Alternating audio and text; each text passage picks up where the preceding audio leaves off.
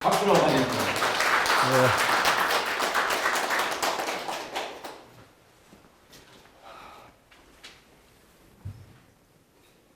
우리 김병길 위원장께서 저를 너무 거창하게 소개를 하신 것 같습니다. 저 방금 소개받은 경주에서 오랫동안 살아온 토와일로 살아온 이상필입니다. 사실 오늘 제가 여기 온 것은 제가 알아서 온 것이 아니고 아마 제가 익재 선생의 22대 손이라는 그걸로서 아마 하라고 저희한테 부탁을 왔을 때 사양을 했습니다. 아는 것도 없고 또 들으시는 분이 이제 제가 배워야 될 처지인 것 같은데 제가 얘기를 한다는 게 좀 외람스럽다 이렇게 사양을 했는데 기어코 또 한사코 또 해달라 그래서 이렇게 외람되게 이 자리에 있었습니다. 부족한 점이 있더라도 여러분들 이해를 바라면서 우리가 같이 한번 얘기를 엮어보자 이런 뜻에서 제가 말씀을 드리도록 하겠습니다. 그런데 제가 경기학교 전교를 하면서 여러 쪽의 얘기들을 이렇게 들어보면은 이 경주 지방에서 어떤 얘기들을 하려면은 참 조심스러워요. 어떤 얘기든 상방이 있고 또 사람이면 장단이 있는데 이 얘기를 기록된 대로 사실대로 하지 않을 수도 없고 또 다 할 수도 없는 게 사실입니다. 그래서 가급적이면은 다른 분의 얘기는 저는 결코 사양을 해왔는데 오늘은 저의 선조가 하니까 선조의 얘기를 제가 조금 외람되게 하더라도 불경스럽다는 말씀은 하지만은 다른 조심스럽지는 않다 이런 뜻에서 오늘 나오게 됐습니다. 네, 여러분들 잘 같이 한번 2시간이죠. 네. 2시간 동안 국왕서원과 익재와 국왕서원에 대해서 한번 같이 얘기를 엮어보도록 하겠습니다. 네. 예, 사실은 익재 선생 얘기를 먼저 하려고 했는데 유인물이 영상물이 국왕서원이 나왔으니까 국왕서원부터 말씀을 드리도록 하겠습니다. 사실 익재 선생 그러면 고려교에 마련하셔서 여러분 다 아시겠지만은 많은 학자들의 선행 연구가 있었고 다 많은 자료들이 있었기 때문에 우리가 더 언급할 건 없고 인터넷에 들어가 보면 많이 있습니다. 또 있고 그러나 우리가 복습하는 의미에서 한번 짚어보도록 하고요. 국왕서원에 대한 얘기는 국왕서원은 선행 연구가 있기는 했습니다만 제가 보건대는 좀 위험한 점들이 많다. 그럼 왜 그러냐 그러면은 지방에서 서원들을 연구하는데 예민한 문제들이 참 많습니다.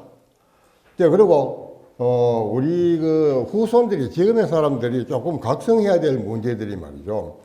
조상에 대한 선인들에 대한 얘기를 할 때에 그분들도 다 사람이기 때문에 장단점이 있습니다. 장점을 물론 그려서 우리가 본받아야 되는 건 당연한 얘기지만은 그런가 하면 거기에서 잘못된 점, 실수된 점 이런 것도 우리가 거울 삼아서 해야 되는데 어느 어른이든 잘못된 얘기, 조금 부정적인 얘기를 하게 되면 참 노발대발 하더라고요. 그거는 우리가 좀 개선돼야 될 점이 아닌가 이렇게 생각을 합니다. 많은 문집들을 보게 되면요.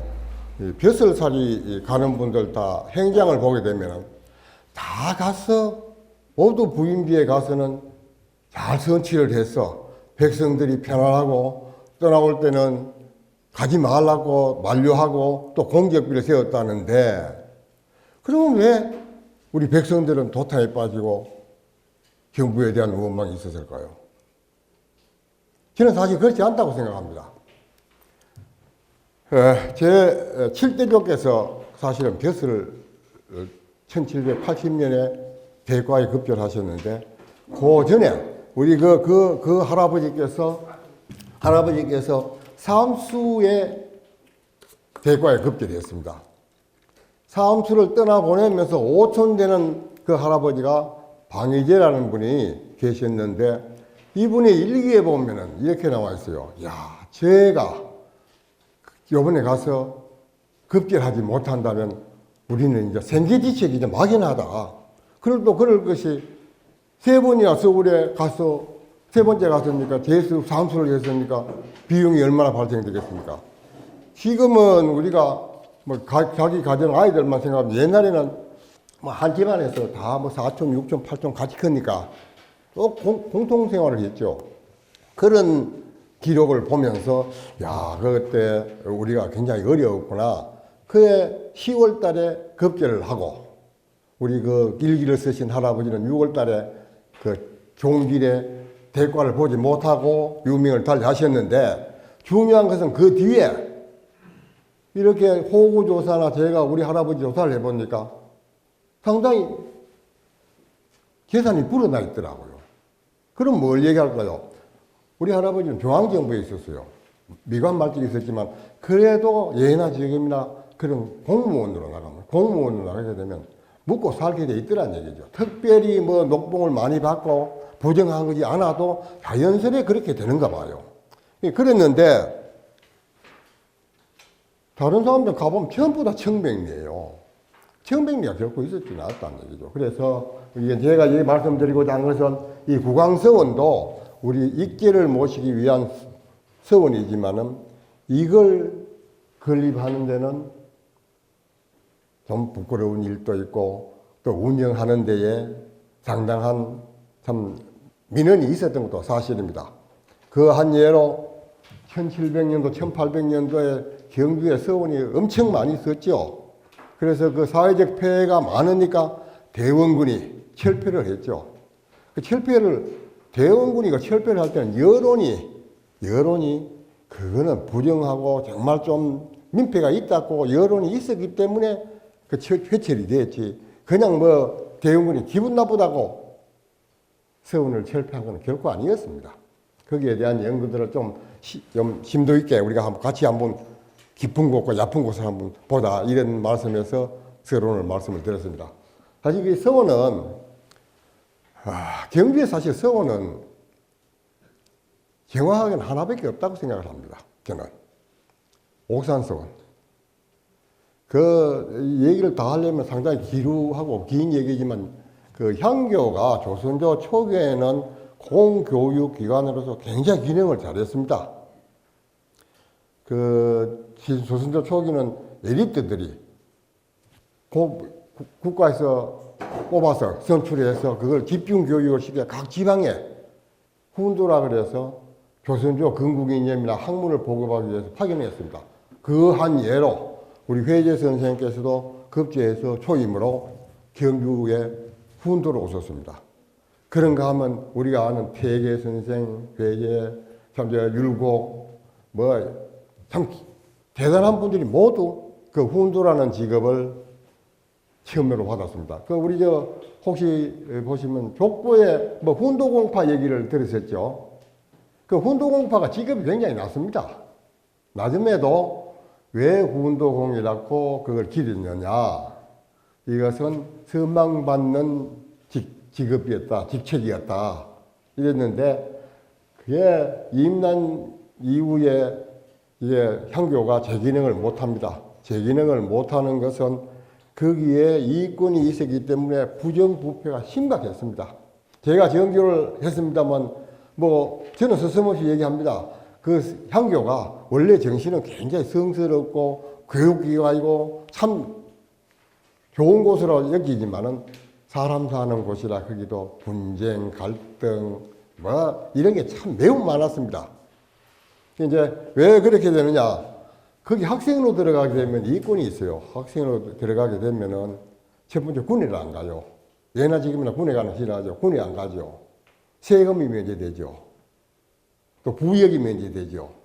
이러니까 그거 하려고 그러죠. 그럼 경주에 있느니 경주 지역이 에리아가 얼마나 됐습니까? 기계, 두동, 부서, 영천 일부, 포항 일부, 이게 다 경주 구역인데 정원이 90명이에요. 90명. 90명이다 보니까 거기 들어오는 사람은 수백 명이 되는데 치열한 경쟁이 있었죠. 그래도 조선조 초기에는 엄격한 선발 과정을 통해서 선발했지만 그게 차츰차츰 지나가니까 부탁이 되고 또 돈이 게재되고 이러다 보니까 거기에서 참 분쟁이 많이 나게 됐습니다. 많이 나다 보니까 공급이 제대로 안 되니까 유명한 선생님들이 자기 개인적으로 가르친 게 그 서원의 효시였습니다. 선생님이 계시가 그 학생들이 그저 길러내고 그 학문을 존중해서 후학들이 세운 게 서원이라고 보면은 경주에는 옥산서원은 그래도 뭐 회재 선생께서 다소 제자를 몇 분을 길렀으니까 그 서원이라고 할 수 있지만 사실 우리 여기 있는 서학서원, 서학서원도 사실 서원 아니에요. 진정한 의미에서 서원이 아니란 얘기죠. 그러나 제일 먼저 되는 서원이죠. 경주에서는. 임난 이전에 그 구암 이정이 여기 오셔가지고 그 김유신 각광공을 모시는 영당을 확충하면서 좀 다른 분을 모시다 해서 설총, 우리 아시는 김유신하고 또 고은 최치원 선생 세 분을 모시게 됐죠. 그래서 이제 서원으로 됐는데 우리가 알고 있는 원래의 서원은 그런 뜻이 아니고 어쨌든 서원으로 되고 그 다음에 옥산서원이 한 10년 후에 건립이 됐는데 사액은 먼저 받죠. 국가로부터 인정을 받았다는 얘기죠.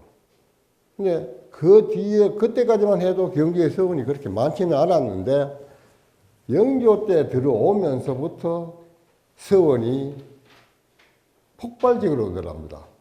그 여기서 보면은 우리 서원은 사족의 교육과 교화기관인 동시에 향촌 운용기구로 연관된 새로운 시각을 제시되면서 새로운 영역에서 개척을 했다 이렇게 되어 있습니다. 설립 시기와 지역과 당색별 또는 각 서원의 중앙 및 지방에서의 영향력 정도에 따라 상당한 편차가 있었습니다. 서원이라고 해서 다 똑같은 건 아니라는 말씀입니다.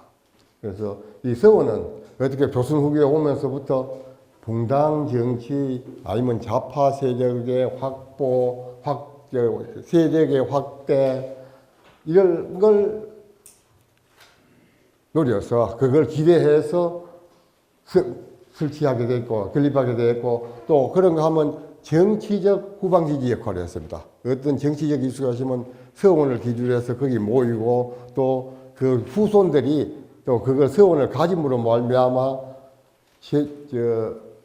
위치가 상당히 공고하고 지방에서 자기 영역이 확보될 수 있다 하는 뜻에서 이 서원을 많이 세우게 됐습니다. 그래서 그 조직의 존립이나 이런 것들은 지역사회 간의 이해관계와 중앙정치 간의 밀접한 관계가 있을 수밖에 없었습니다. 그래서 서원을 하게 되면 우선 거기에 학생 모집권을 가지고 있습니다. 학생 모집을 하게 되면은 지금도 지금 사립학교라고 보시면 됩니다. 사립학교 건립을 해가지고 학생들을 모으면은 자기 집 후손들도 가르치고 다른 사람도 해서 이렇게 하면은 여러 가지 이득이 있기 때문에 했지. 예나 지금이나 이득 없으면 그거 안 했습니다. 할 리가 없죠. 했는데 이 서원은 서원을 하는 데는 그러다 보니 권력하고 결탁하지 않을 수가 없었습니다. 처음에는 순수한 뜻에서 서원이 교육기관으로 출발을 했지만은 끝에 많이 남설이 되면서 학생들을 모으는 권을 공립으로, 그러니까 사액서원이라는 얘기 들었죠. 사액서원은 임금으로 국가로부터 정식으로 인가를 해준 서원이다. 막 이렇게 생각하시면 그 현판을 국가에서 써준다. 이래서 사액서원이라고 하는데 그걸 하게 되면 정식으로 학생 모집권을 가져옵니다. 그 사액서원 아닌 것은 모집은 하지만은 비공식적이죠. 그러니까 이제 이게 비공식적인 서원은 어떻게 되느냐. 다 경주 부유면 경주 부윤하고 결탁할 수밖에 없습니다. 경주 부윤의 무인 아래 학생도 모집하는 그런 걸 이제 양해 받으면서 서로 공생관계입니다. 악어와 악어새가 가져야 되죠. 이 사실 서원이 굉장히 맑고 깨끗하지만 사람 사는 세계라서 그렇지 않았습니다. 굉장히 혼탁했습니다. 그러다 보니 했는데 그 중에도 우리 국왕서원은 그 중에도 하나겠죠. 하나인데 여기라고 해서 우리 국왕서원이라고 해서 아주 정의롭고 이렇진 않았던 것 같습니다. 않았던 것 같은데 나중에 와서 자료에 말씀을 드리도록 하겠습니다만 국왕서원이 이제 설립 동기부터 얘기를 듭니다. 사실 경주는 웅도죠. 신라서울이고 또 구역도 넓고 한데도 동네에서 위상은 높아서나마 이 제지사조 성씨들의 구성이 비교적 늦었습니다. 저 안동이나 이런 데서는 일찍이 퇴계 뭐 임난 전에서 그룹이 성행됐는데 경주는 그렇지 않았습니다.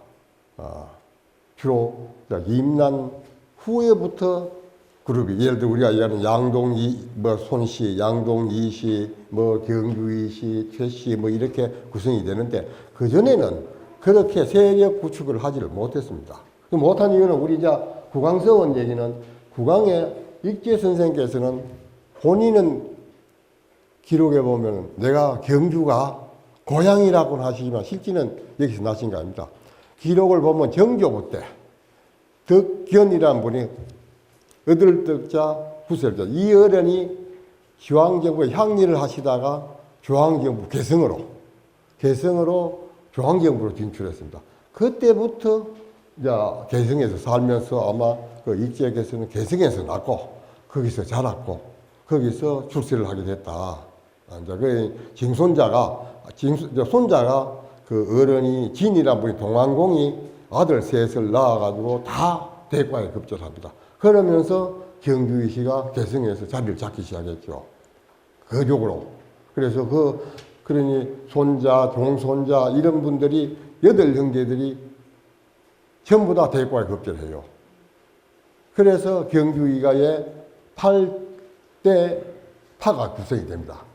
그때 고려조 말하자면 익제 선생의 형제 사설, 뭐 사촌, 육촌 이런 분들이 자 그렇게 참 성장하면서 파를 이루게 됐다 이렇게 말씀을 드렸습니다. 그래서 우리 경주는 다소 늦게 됐지만은 경주의 토성이라는 이제 그 왕성, 삼성하고 저 아시다시피 육부성, 솔리, 이최정, 손배설하고 박석진 이게 토성으로 본다면 제지사종 뿌리고 또 그 뒤에 여주이씨, 청안이씨, 영일정씨, 이천서씨, 곡산한씨, 풍천임씨, 남양남씨, 영양남씨 이렇게 들어왔습니다. 이분들이 언제 보면 여주이씨는 임난 전에 지금 우리 회계 선생의 할아버지 목숨 숫자 모일했자는 수회라는 어른이 지금 방언이 우리 저희들 조상집으로 우리 집으로 경주이가에 장가를 오셨습니다. 거기에 보면 지금 외동에 가보면 원동이라는 게 원골 그런 얘기 들으셨죠? 그 원골이 이 원래 회계 선생의 할아버지가 거기서 사시던 분이시라서 지금도 거기에 가면 샘이 있는데 수해샘이라고 있어요. 그 왜 수해샘이 되냐 그러면 옛날에는 어떤 기지를 터나 이런 데 가서 살게 되면 첫 번째 식수가 해결이 돼야 되니까 수원이 확보가 가장 문제였습니다. 수원 확보를 거기서 참 수해라는 어른이 샘을 좋은 샘을 발견해서 거기서 물이 나왔기 때문에 지금도 수해샘이라 그래서 지금도 그게 존재하고 있습니다. 그래서 그 아들이 양동으로 장가를 들면서 번이라는 아들이 장가를 들면서 양동에 세거를 하게 되고 또 양동에 손씨들하고 토성이 되죠. 그러면 청안이 씨는 주로 안강이하고 입실에 많이 살죠. 입실에 많이 사는데 이분들도 원래는 다른 곳에 있다가 임난 때에 이거 해오고 거기서 공신이 많이 나면서 청안이시로 제지사적으로 성장이 되고 영일정씨 아시다시피 안강 화곡에 가면 있죠. 정극구, 상봉 정극구 그 후손들이 모인 데입니다. 거기도 원래 영천에 사시다가 결혼을 하면서 이쪽으로 넘어와서 화곡에 자리를 잡게 되고 이천서 씨는 여기 하구에 이천서 씨, 그 집에도 임난 이후에 대체적으로 이주를 해왔고요. 그 다음에 이제 곡산한 씨도 역시 숙노라는 분이,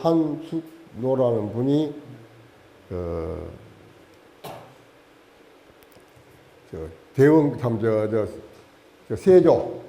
세조 때의 단종 사건으로 말미암아 그 형이 숙노의 형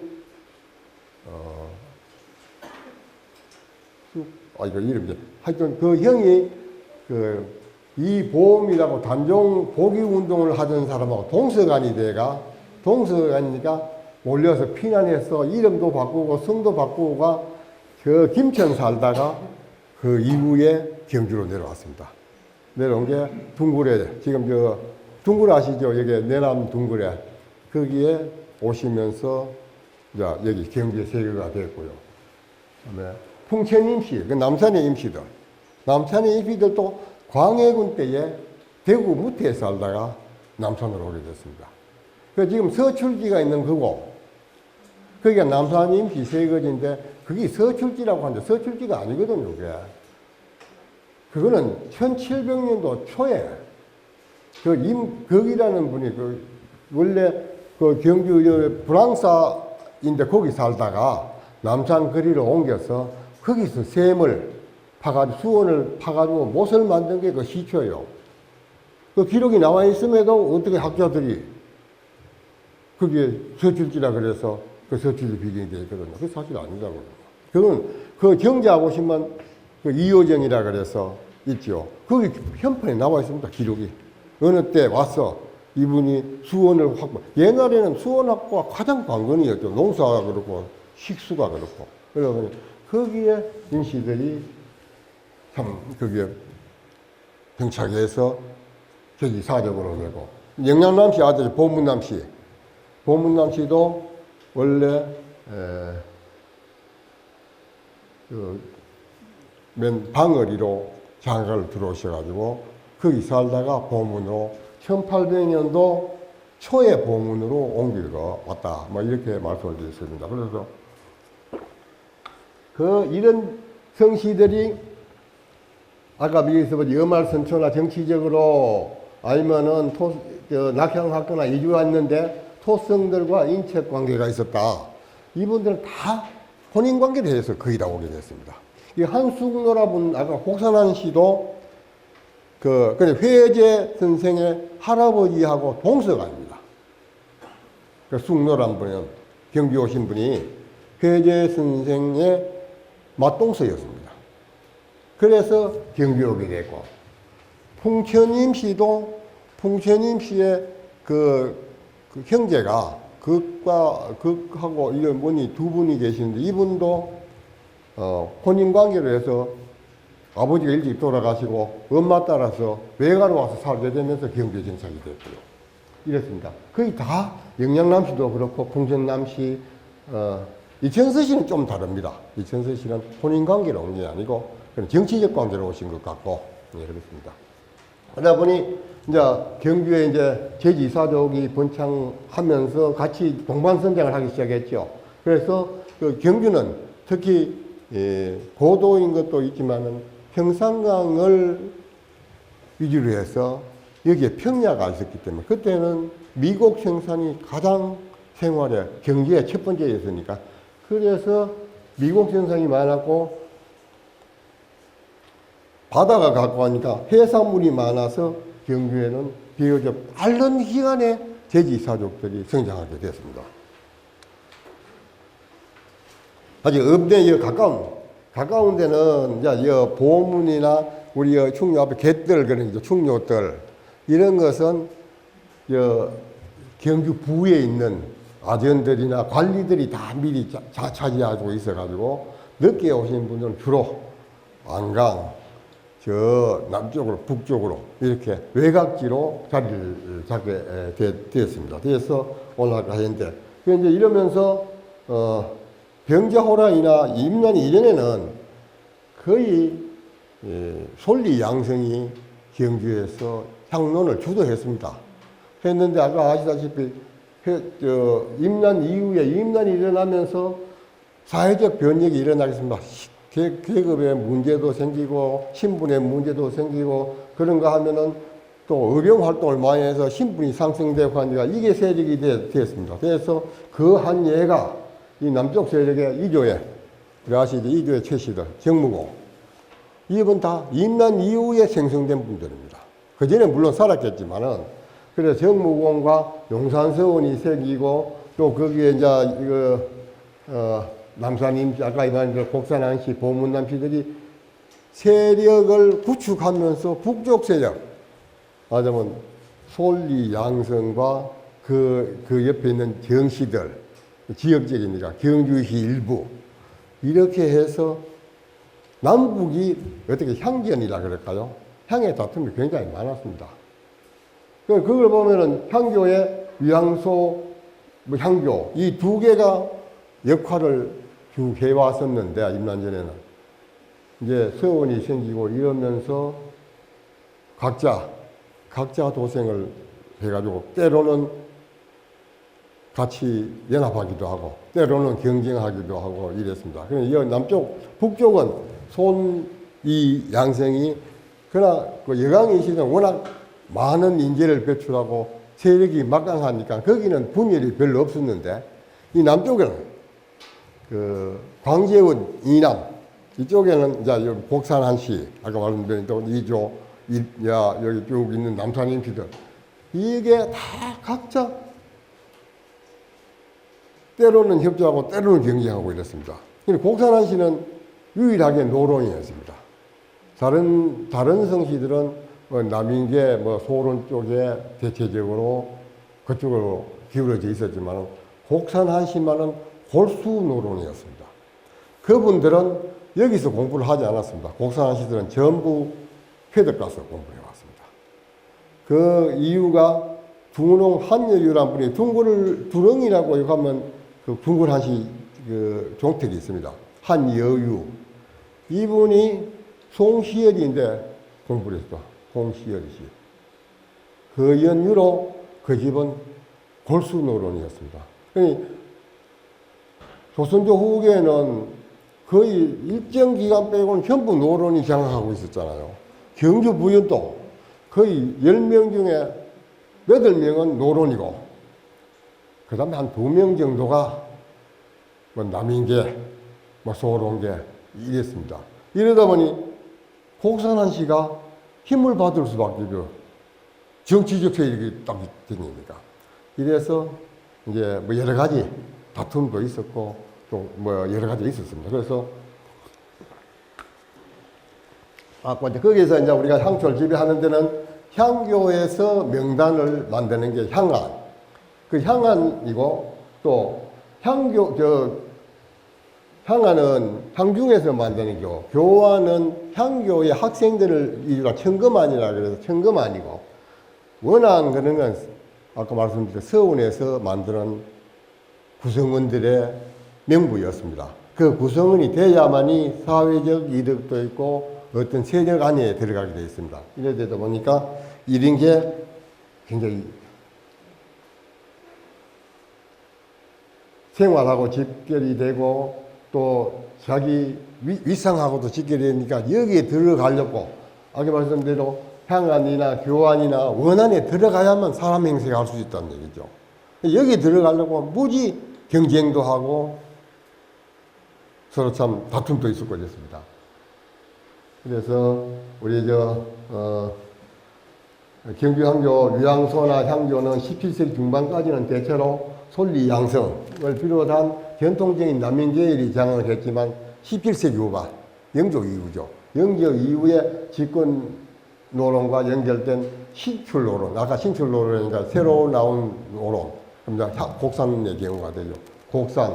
이제 거기에서 이제 곡산에서 여기서는 이제 그 옆에 아시면 가청 윤씨 아시죠? 가청 윤씨들, 두대 정씨들, 쫄망쫄망한 수격들이 그 사안에 따라서는 곡산에 협조하지 않을 수가 없었습니다.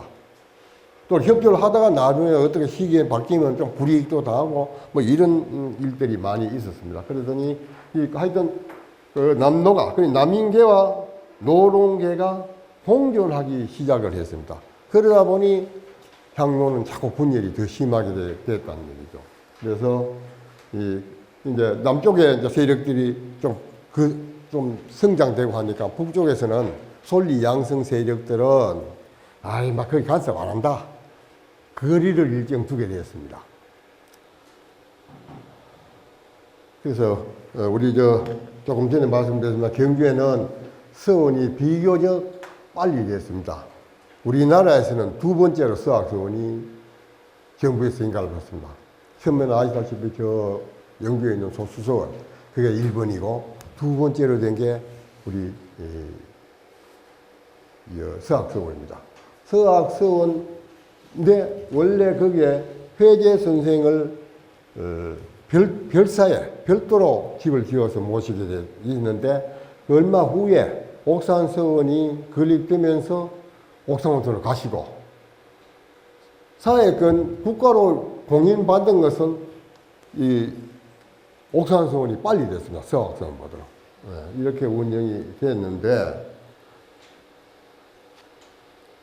그러니까 이제 우리 국가 이에 남쪽 세력들이 이제 세력을 구축하고 북쪽에는 옥산서원을 비롯해서 손씨와 국왕은 그 경주 이시들이 이제 양월에 우리 이시들이 사는데 거기에서 거의 양동의 여론에 거기 협조하고 따를 수밖에 없었습니다. 없었는 그런 상황이고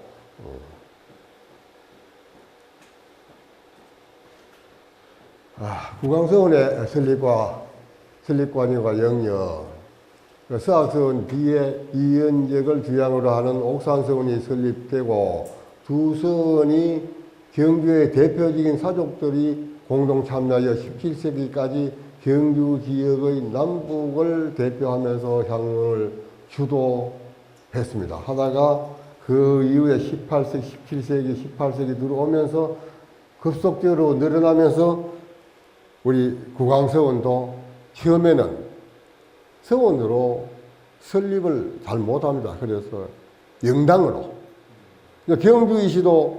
경주이시가 여기에 오래 우리가 살았지만 향안의 등거는 1500년도 말에 들었습니다. 그 전에 못 들어갔습니다. 기록에 보면 나중에 향안 얘기가 나올 겁니다만. 그런데 그 향안에 들으려고 엄청 노력을 많이 했습니다. 그건 뭐 생명을 걸고 해가지고 향교에서는요, 향안을 작성할 때는 여기에 뭐 좀 사람들이 목숨을 걸고 죽은 사람도 있고 그래요. 이제 어떤 때는 여기 공시들, 청령에 가면 공시들이 있죠. 공시 그분들이 공자의 후손 아닙니까? 공자의 후손인데 향중에서 그분들은 공자의 후손으로 인정을 안 하는 거야.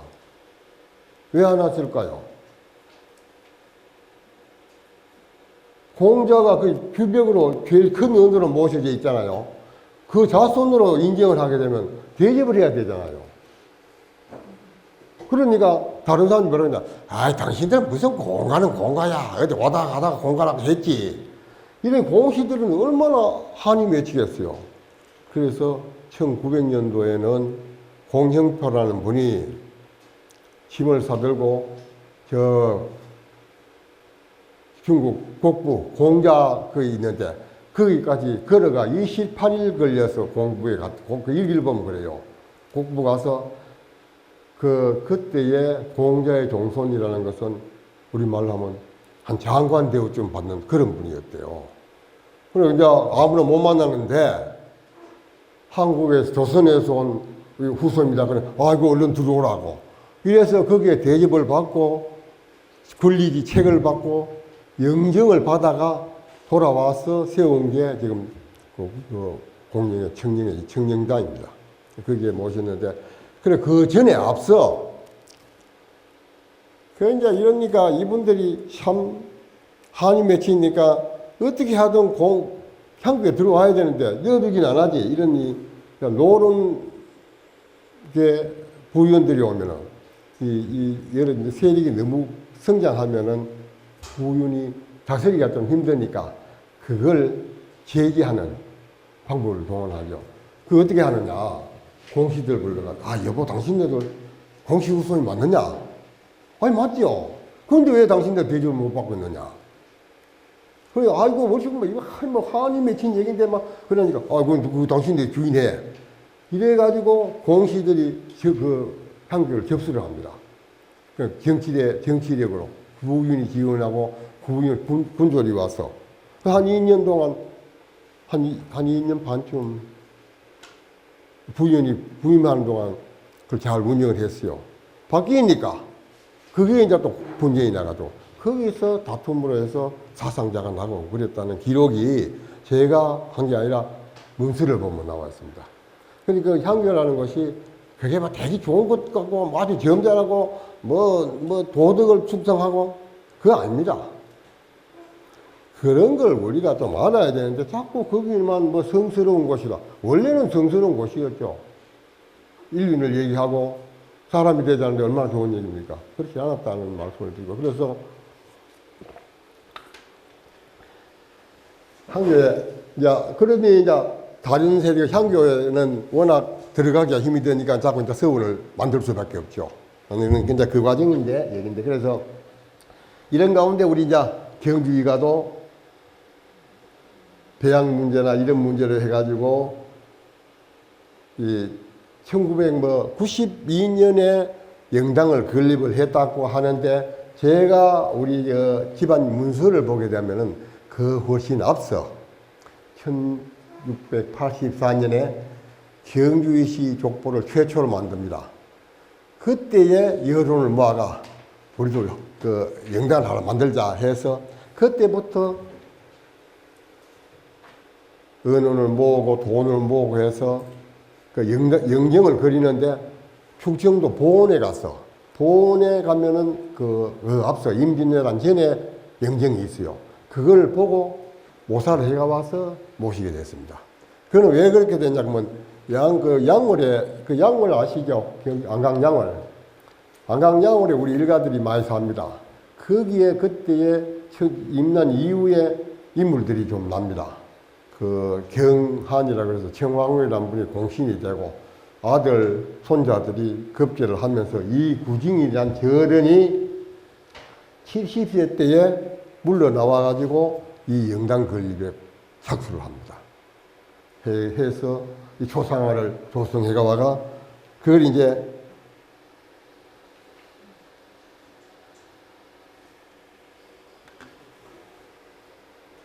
모시게 되는데 이거 하는 데는 혼자 힘으로 되진 않죠. 이제 솔리 양성대 협조도 없고 또 옥산서원의 협조도 얻게 됩니다. 옥산서원의 협조 없이는 또 되지도 않았겠죠. 근데 옥산서원대로 국왕서원을 만드는데 이점이 있거든요. 생김으로 말미암아. 사실 있으면은 뭐든지 곁에 있게 되면 조시하는 점도 있고 좋은 점도 있겠죠. 이분들은 좋은 점을 어떤 거에 좋은 점이 있느냐 하는 거는 다음 장에 가서 말씀을 드리도록 하고요. 그래서 이때 양동 손씨, 이 신흥 노동계 곡식 가운데 가장 먼저 이 옥산서원을 제외하고는 경주시가 가장 먼저 서원을 시도했습니다. 그 전에는 양동 손씨도 동광서원을 설립은 못했고 이조도 못했고 했는데 먼저 하게 된 것은 밑에서 얘기했듯이 그때의 부윤이 우리 경주의가의 외손이었고 또 여기 말씀드린 대로 청화공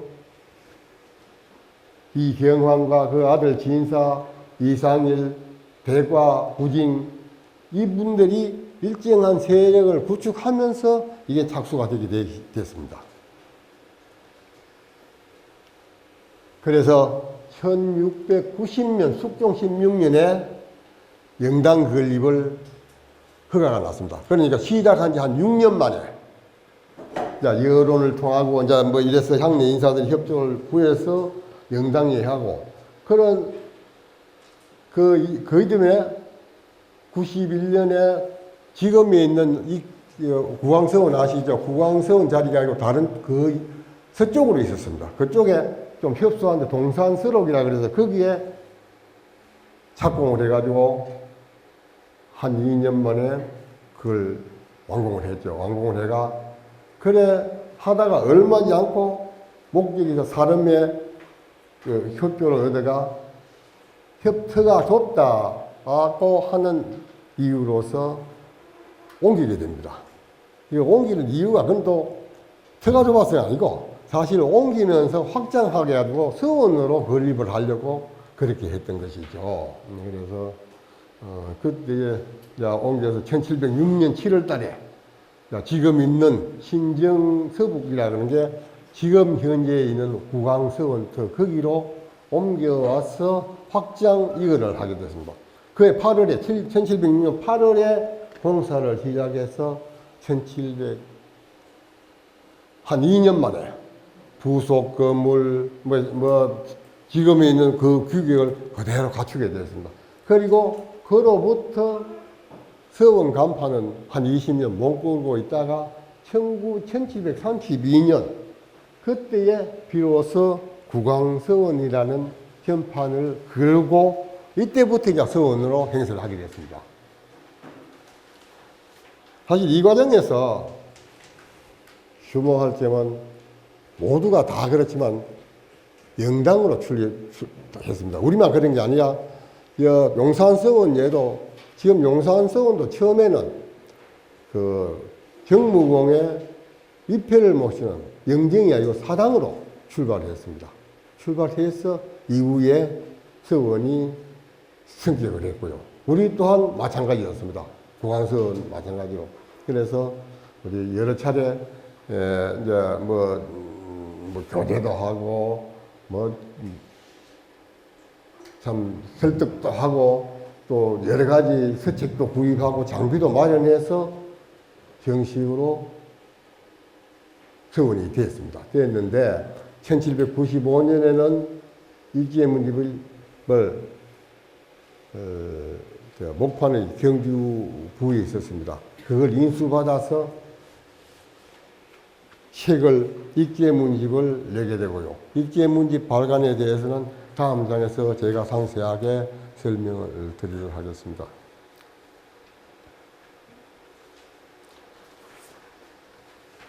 그래서 그러다가 세월이 좀 흘러서 고종 1868년에는 대원군이 서원이 폐해가 많고 민폐가 많다고 해서 서원 철폐가 되게 됐죠. 우리만 그런 게 아니고 경주에 거의 다 서학서원하고 옥산서원 제약은 다 폐출됐죠. 다 그만 못하게 금지가 됐죠. 사실 그거 된 거는 대원군이 그 제지사족들의 세력이 대단한데 뭉쳐가 있는데 그걸 철폐하는 데는 그만큼 여론이 처분 존립에 우호적이지 않았다는 얘기죠. 여러 가지 부패되고 횡포가 많았다는 얘기죠. 이러다 보니 그거 해야지 이래서 전부 다 없어진 게 그 대원군 사건이죠. 그러나 그 이후에 외정 때가 되면서 비교적 빨리 우리는 1918년에 국왕서원으로 다시 간판을 걸게 됐습니다. 국왕서원으로. 국왕서원 이걸 이제 국가에 이제 인정받는 사획서원으로 하려니까 이게 힘이 듭니다. 그래서 이걸 1707년에 이걸 하면서부터 청약을 해가지고 이제 하는데 여기에 한 10년 동안 엄청나게 공을 많이 들였습니다. 경비도 많이 들고 이럼에도 전혀 거기에 통하지 않아가지고 그거는 사획서원으로 되지를 못했죠. 또 사획서원이 제지서원이냐 그래 사획서원을 될 만한 여건은 사실은 안 가져졌죠. 욕심 같아서는 받아오면 좋겠지만은 그렇지 못한 것 같고요. 그래서 이게 다른 지방에서는 협조가 별로 없었고 그저 그 인근의 세력 후손들 아시다시피 여기 이제 서원을 했을 때에 중건 상량문이나 이런 걸 선분을 조사를 쭉 해보면 전부 다 인척관계입니다. 지금 멀리 지방에서 한 분이 없고 여기 앞에 중건 상량문도 이헌묵이라는 분도 양동분이지만은 외손이고 그 다음에 이덕현 남용만 다 인척관계 관계입니다. 또 경주부윤 이형상도 마찬가지였습니다. 이러기 때문에 경주에서 그저 성장한 서원이라고 보시면 될 겁니다. 그런데 국왕서원이 그럼 국왕서원이 어떤 역할을 했느냐? 아무리 그래도 아까 말씀드린 대로 솔리 양성들의 그 기반이나 세력이 남쪽 세력이 아무리 대항을 한다 그래도 그쪽이 우위였습니다. 그러다 보니 향론을 언제든지 구황서원에서 얘기를 했습니다.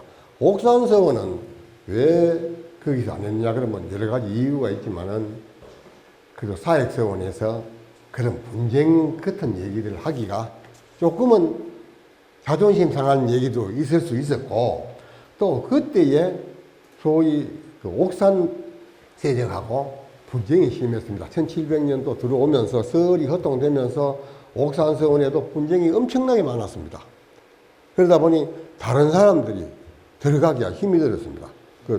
같은 동족끼리 싸움이니까 다른 사람이 개입을 못하는 그런 상황이었고 그러다 보니 이제 옥산서원에서는 이거 아니다 해서 다른 지방의 사람들을 원작으로 모셔오고 이런 경우들이 많았습니다. 그런 얘기들을 다 여기서 하려면 뭐 아마 한나절은 더 해야 될 것 같고 해서 그냥 거기서 언급하고요. 그래서 구광서원에 거기서 이제 여러분들이 모여가자 누가 그 향안에 들어갈 거냐 말 거냐 어떻게 처리할 거냐 하는 얘기들을 구광서원에서 많이 했기 때문에 구광서원에 제가 조사를 해보니까 유양소 서류가 굉장히 많았습니다. 그 개인 집에 있는 게 아니고 유양소라는 특별한 기구에 있는 공식 문서인데 거기 와 있었어요. 그랬는데 향안이 우리 보면은 유양소 문서는 이제 뭐 세금 문제라든지 무슨 뭐 인적 사항 문제 이런 걸 논의하는 데고 그 향안이라는 것은 향교에서 명단을 정해야 거기 들어가야 양반 행세를 한단 말이죠. 그 향안이 임진왜란때 다 모두 불탔어요. 경주만 그런 것이 아니고 전국에 향교가 불타지 않는 향교가 한 군데 있을 수밖에 없었습니다. 어디냐? 전라도 장수 향교. 거기는 워낙 산골이고 인구가 적어서 그랬는지 거기만 불이 안 타고 그 외의 향교는 다 모두 불탔습니다. 그게 외놈들이 불 지른 게 아니고 물론 작전상 외놈들이 불 지른 것도 있을 수 있지만은 대개는 불만 세력이 다 불을 질렀습니다. 그러니까 남한에 234개의 향교가 있었는데 한 개 남고 233개가 모두 불탔습니다. 그래서 1600년도에 인민회란이 끝나고 경주 향교가 처음 중건을 했죠. 그래서 이 보물이 됐는데 그러니까 그때에 있던 향안 서류는 몽땅 아무것도 없습니다. 그래서 여기에서 경주 향교에서 나온 1601년도부터 작성한 향안이 보물 1474호로 지정되어 있습니다. 이 뒤에 나오겠습니다. 그래서 이 향안을 모두 불타고 나니까 어떤 경우가 있냐면 향안을 새로 만들어야 되는데 만들려고 모으니까 뭐 값도 두고 얼도 두고 다 드는데 다른 사람도 병도 나도 들었다. 당신 언제 들었냐?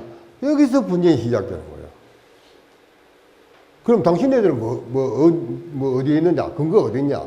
이래가지고 옥신각신 수백 년 동안 싸움을 해서 그것 때문에도 사람들이 많이 사상자를 내었습니다. 하도 그러다 보니까 몇백 년 하다 보니까 1928년에 그 외정 때입니다. 외정 때에 이거 이래가는 안 되겠다. 괴작에 그 향안 모두를 집어넣어가 봉했습니다. 그게 어떻게 봉해가 나냐면 상자 전면에 나도 사진에 나왔습니다만 숭정기원 후 오정묘 9월 25일 날 이봉을 한다. 옮긴다는 얘기예요. 그래서 그 측면에는 당시 4695년 병술년 9월에 이걸 향교로 보내라는 얘기죠. 환봉해라, 반납해라 이런 얘기입니다. 몇 년도가 봤더니만 435년 후에요. 그때 열어라. 그런데 그때 이제 전해오는 얘기가 이걸 혹시 누구도 손을 못 대는데 나중에 세월이 많이 흘러서 이 4695년 전에 그걸 개봉을 하려거든 향중에 의논을 해서 합의를 해서 개봉을 해라. 이런 말이 전해되어 왔습니다. 그러고 그 상자를 구광서원 대덕보에 달아내 놨어. 근데 그냥 그 얘기만 있고 실물은 없었는데 1992년에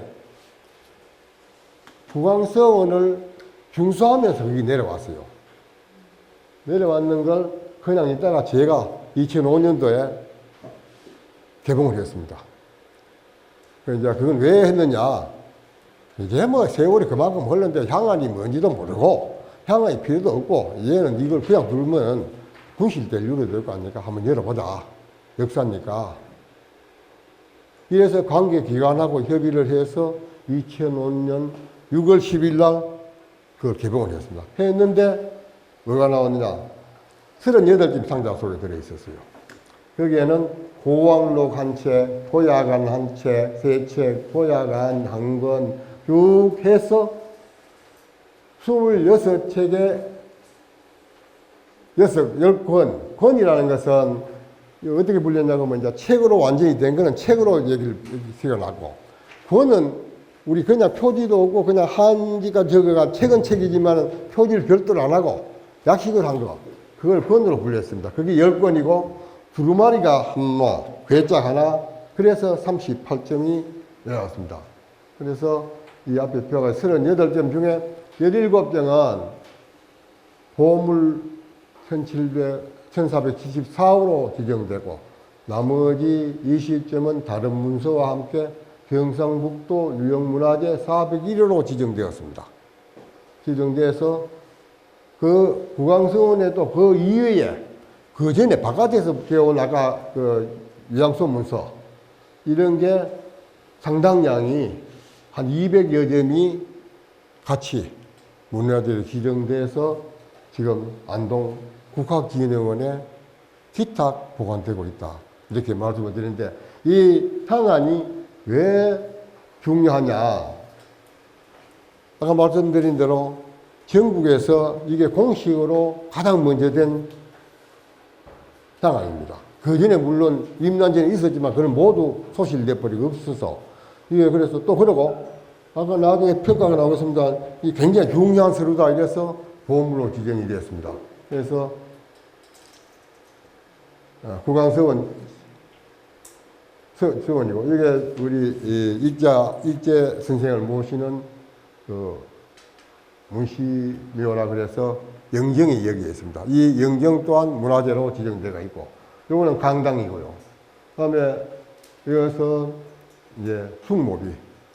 이 숭모비는 목은 2세기선 빈문을 여기다가 새겼습니다. 자, 익제집. 익제집 아시다시피 굉장히 유명한 문집인데, 이게 원래 초간본은 고려 때 되었습니다. 지금 이 책은 1800년대 들어와서 찍은 책들입니다. 이건 책판이고, 경주 부에 있던 걸 양을 국왕서원에 보관했다가 이 역시 국학기념원에 가서 있고요. 요게 향안입니다. 향안 17점. 이게 보물로 지정되어 있습니다.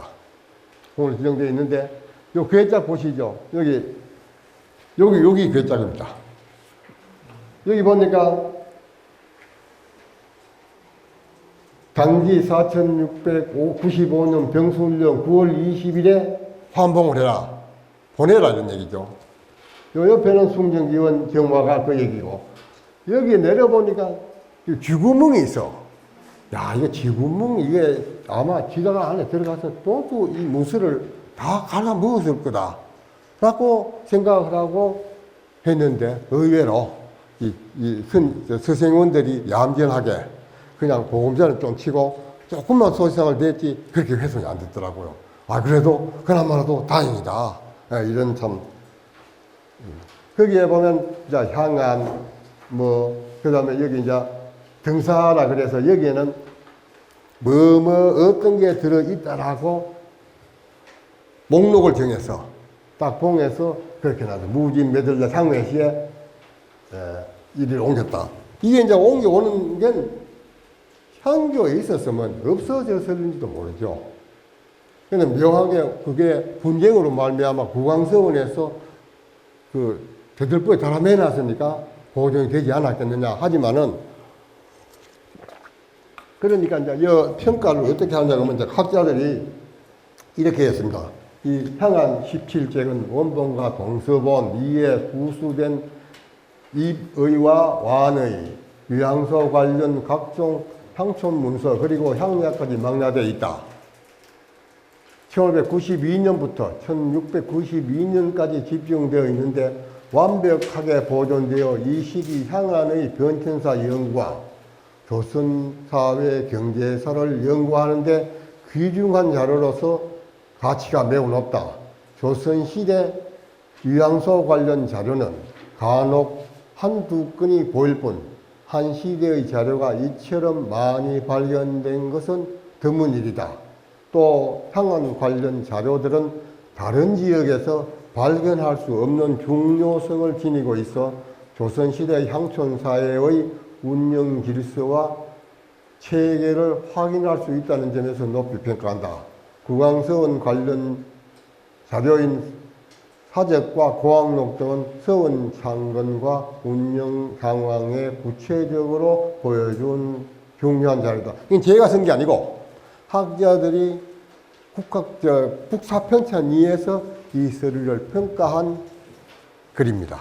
그래서 어쨌든 경주가 그나마도 살아있으니까 다행이다 이렇게 생각해서 이 향안 중에는 유일하게 완전히 모습을 갖추고 공식 문서로서는 우리나라에서 처음이니까 그래서 보물로 지정이 됐다는 말씀을 드리고 벌써 8시가 됐네요.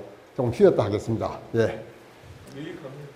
예, 이제 그 국왕서원 향안에 대해서 말씀을 드렸는데 나중에 궁금하신 점이 있으면 그 사무실로 질문해 주신다면 향안의 상세한 자료를 보시고 싶으면 여기에 뭐 지명관계나 시간관계를 못했는데 향안이 뭐냐 아까 어떤 분이 질문을 하셨는데 향안은 쉽게 얘기한다면 선비로서의 받는 뭐 천금만 그런 천금로 그런 얘기 들었습니까?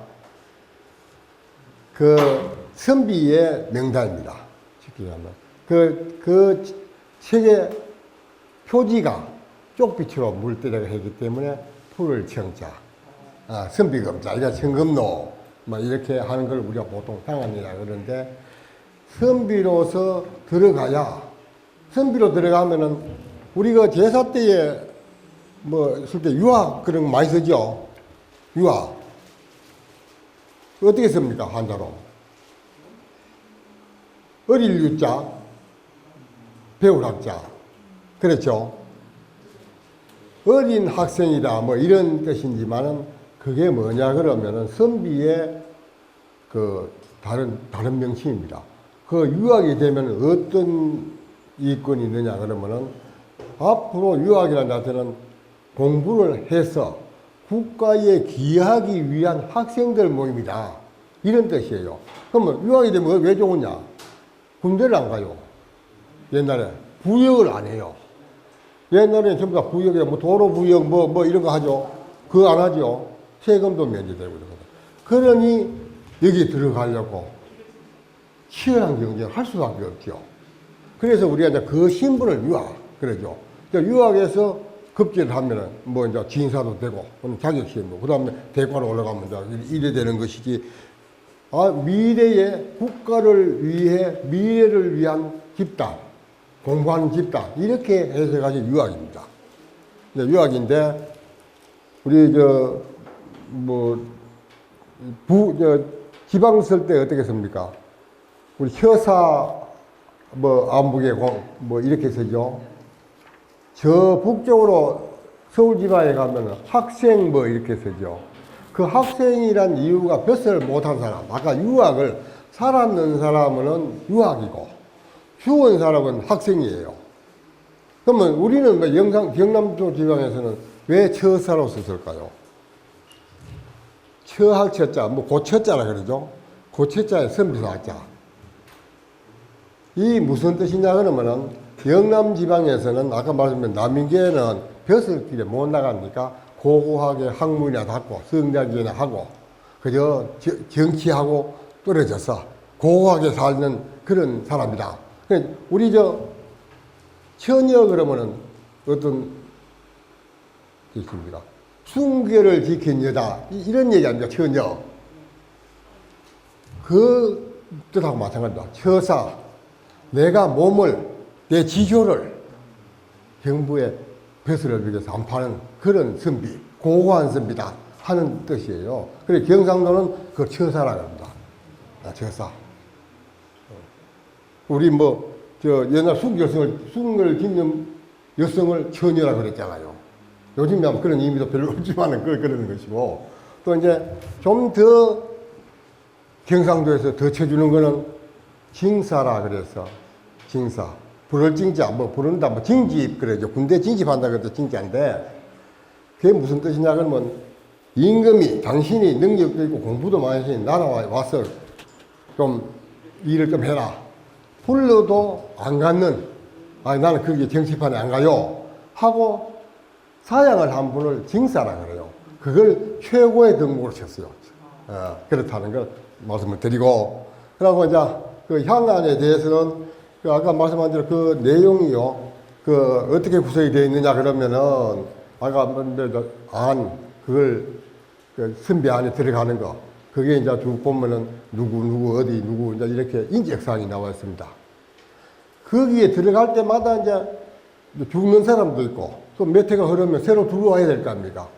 거기에 치열한 이제 기록들이 많이 있고요. 또, 거기에도 옛날 기계가 있어요. 악적이라 그래서, 악하다 그럴 악적.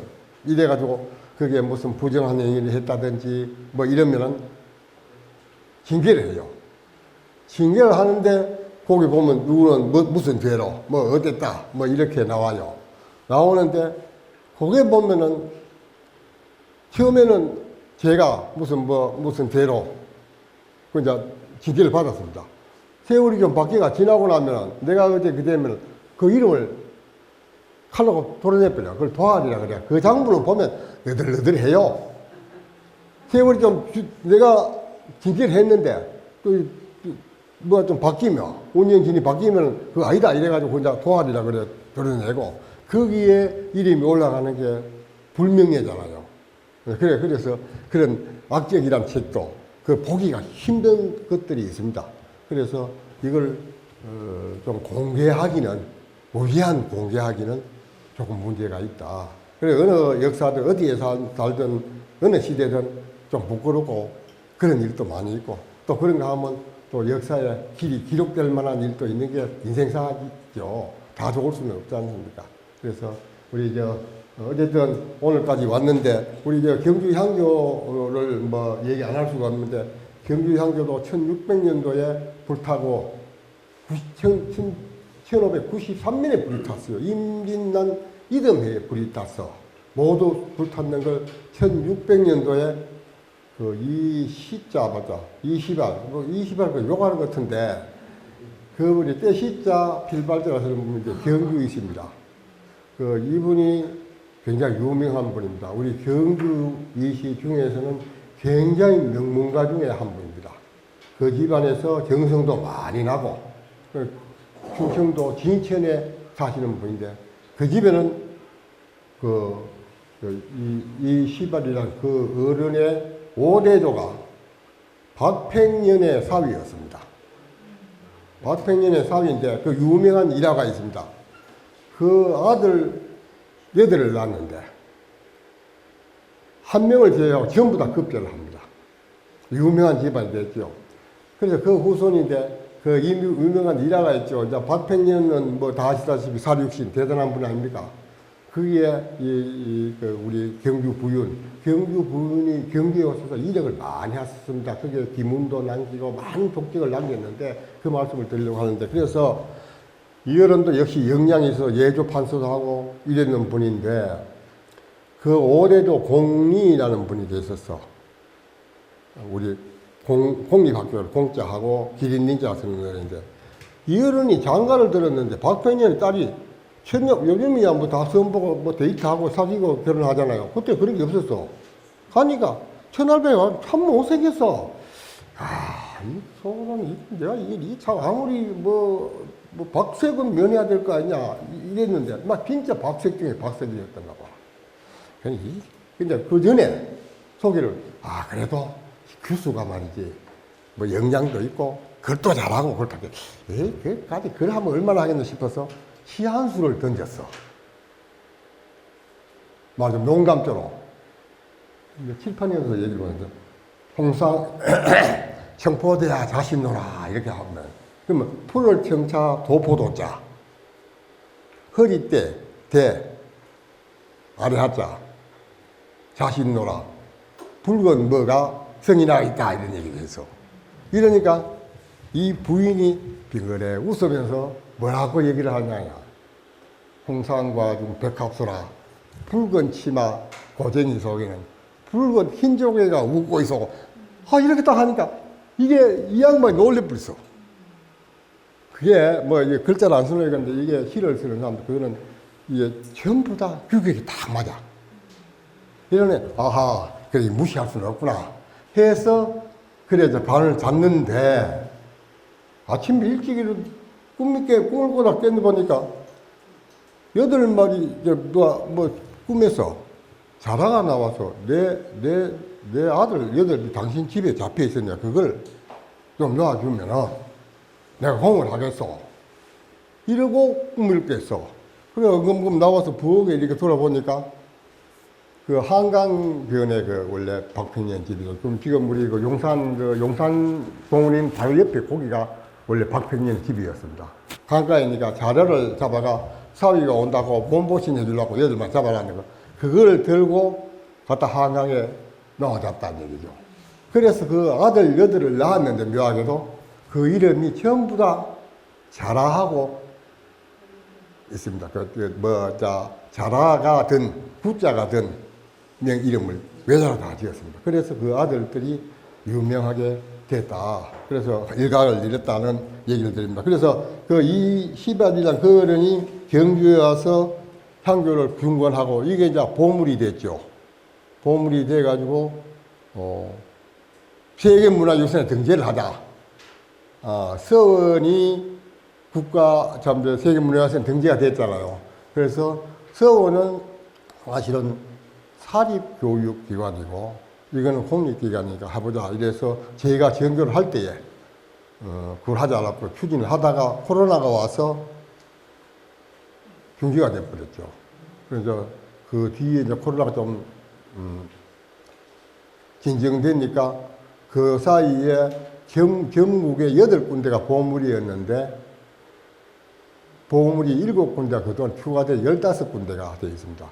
그래서 그분들이 지금 모여서 하자 그래서 국회에서 이걸 주관해가지고 학술대회를 아마 11월 9일 날 한다. 뭐 이래 되는데 아마 그 등재까지는 멀고 험한 길이겠지만은 아마 안 되지 않겠느냐 하는 뜻으로 그 경주 향교도 그래서 아까 향한 그것도 굉장히 중요한 역할을 합니다. 뭐 향교가 어떻게 운영이 됐느냐 하는 서류 중에 보물도 있고 하니까 아마 좋게 작용을 할 것이다. 그래서 그때에 아마 모두 공개가 부속 서류가 전부 다 공개될 거다. 저는 그렇게 기대하고 좀 그렇게 되리라고 믿고 있습니다. 그래서 여러분들도 관심을 좀 가지시고 또 뜻이 있습니까? 좀 응원해 주시면 그게 도움이 되리라 생각을 합니다. 자, 그러면은 우리 인물무광 얘기를 익재 선생에 대해서 조금 한번 언급하고 넘어갑시다. 사실 익재 선생 뭐 고려 말에 1287년에이라 그러는데 이거는 음력이고요. 양력으로 치면 3달 21날 났기 때문에 1288년이에요. 1288년에서 80세를 살고 1367년에 일하신 80세. 그때 80세를 살았으면 지금 아마 한 100세쯤 되지 않을까요? 평균 연령 본다면 한 110살쯤. 그 정도 되겠죠. 하여튼 성격이 굉장히 좀 낙천적이었다고 저는 생각을 봐요. 이 좀 스트레스 받고 아무래도 그 정치 속에서도 그 뭐 권력 다툼이 심한 중에서도 그러니까 처세를 잘 하셨다 이렇게 볼 수도 있는데 또 그런 거 하면은 어떤 분들은 그렇게 좋게 평가하지 않는 분도 있어요. 좀 지나치게 권력 지향적이고 분명하지 않았다. 막 좋은 게 좋은 거. 되는 것도 없고 안 되는 것도 없다.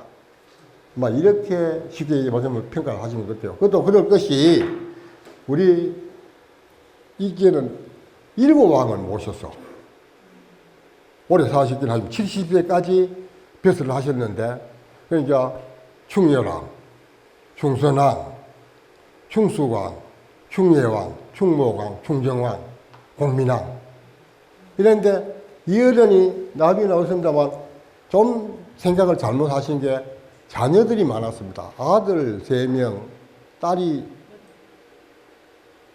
10명 이래 됐습니다. 그랬는데 아들은 원래 4명이었다고 기록이 나와 있어요. 우리 족보에 보면은. 족보상에는 3명이 나와 있는데 일찍이 절로 가신, 그때는 고려였다가 불교가 워낙 성행하지만 절로 성녀로 가신 분이 한 분 계신다 이렇게 기록이 되어 있습니다. 그런데 족보만큼 엉터리가 없습니다. 이 문서 중에는 제일 신뢰성이 없는 책으로는 족보입니다. 왜 그러냐 하면은 걔가 이때 22대 손으로 기록이 되어 있지만 22대 손인지 그건 알 수가 없어. DNA 확인한 것도 아니고. 그런데 그래도 보면은 그 어떤 거냐, 그때만 하더라도 족보가 생기기 이전에 기모군란이 나기 이전 1880년까지만 하더라도 인구의 한 35%가 성이 없는 노비였습니다. 노비는 성이 없죠. 매매도 하고 팔고 사고 이렇게 했는데, 그러면은 인구의 한 30%만큼 성이 별도로 생겨야 되는데 하나도 안 생겼습니다. 전부 기존 성에 다 들어갔습니다. 그런데 우리 일제 할아버지도 물론 아들 3명제가 있다고 하지만 아마 숫자가 굉장히 많습니다. 그만큼 늘어날 리가 없어. 그러니까 이게 족보가 좀 신뢰성이 떨어져요. 그러면 공식적으로 다 그렇게 이해를 합니다. 비근한 예로 우리 석탈래 왕이 신라 몇 대 왕입니까? 3대 왕이죠. 그럼 2000년 전의 얘기야. 2000년 전에 자손들 지금 몇 명이나 됩니까? 몇 명 안 돼요. 그럼 그분들은 농사를 잘못 지었을까요? 그런데 전에 우리 잘 지내는 우리 석시 친구가 한 분 있어. 그래서 내가 어떤데, 여보, 당신 조상들은 왜 그렇게 게을렀느냐고. 왜 그러냐고. 범농사를 그렇게 모지하시니까 자손이 그렇게 없지. 내가 이런 농담을 했는데, 이게 그러니까 그런 성씨들은 전부 다 기존성을 다 흡입돼 버렸어요. 그러니까 이게 족보에 대한 거는 지금 신뢰성에 대한 지금 뭐라고 규정할 수도 없고 맞다 안 맞다고 입증할 길도 없습니다. 없으나 어쨌든 그렇다는 거. 그래서 아시다시피 고려 때나 조선조 초기만 중기까지만 하더라도 장자 상속법이 아니었습니다. 똑같았습니다. 딸이나 아들이나 똑같이 주는데 뭐가 하나 더 있었냐. 제사목. 어느 집안이든 재산을 분지할 때 보면은 오남매가 있으면 6목을 놓아. 첫째 몫이 뭐냐? 봉사목, 제사 지내는 몫이. 제사 지내는 몫이는 제일 좋은 땅, 제일 좋은 노비, 거기 그 소속이에요. 그러면 누구든지 윤번제라 그래가지고 딸도 제사 지내 거기서 생산되는 생산품 가지고 제사를 모시게 됐어요. 그게 1600년 전쟁이 나고 이후에부터 이게 무너지고 가부장제로 갑니다. 장자위로. 그러니까 옛날에는 또 상속법이요. 상속을 참 양자를 못하게 되어 있습니다. 양자를 하는 것은 딱 하나 허락된 게 아주 유명한 분이 이름 있는 분이 명망 있는 분이 아들이 없을 때는 국가에 신청을 해가지고 국가에서 판정을 해서 양자를 해야 양자가 되지 그 외에는 없습니다. 그래서 족보를 보시면 그러죠. 뒤가 없다는 얘기죠. 그거는 조선조 1600, 1500년 이전에는 거의 그 인정이 안 됐습니다. 그럼 그게 그러면 그건 아주 손꼽을 정도고 보통 사람은 거의 그냥 아들 없으면 그걸로 끝납니다. 딸이 외손봉사하고 그렇습니다. 그랬는데 우리 집안에도 보면은 요즘 임변 난 전에 딸만 있어가지고 외손봉사를 늘 했습니다. 여기 와 살았는데 어느 날 보면 걸레가 보면 그 자손들이 꽉 있어. 그러니까 우리 그때만 하더라도 이 상속법이나 호적법이 지금하고는 완전히 달랐습니다. 또 우리가 하던 1950년대 호주법하고 지금하고 또 다르잖아요. 뭐, 여자도 호주가 돼. 옛날에 여성들이 호주 안 됐잖아요. 이것이 여러 번 바뀌면서 이랬다는 얘기 말씀을 드리고, 우리 이기재 선생께서는,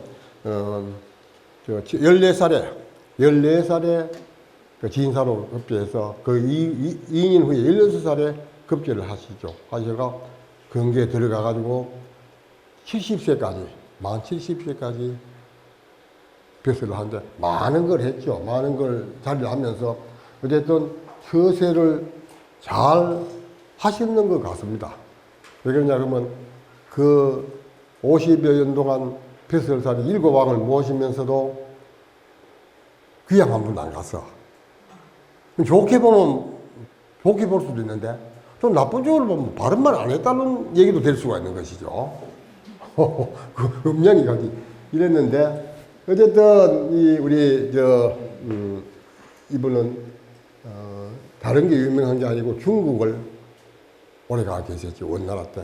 사실 원나라에서 고려 말의 나라는 나라가 아니었습니다. 뭐 왕이 왕노릇 못했죠.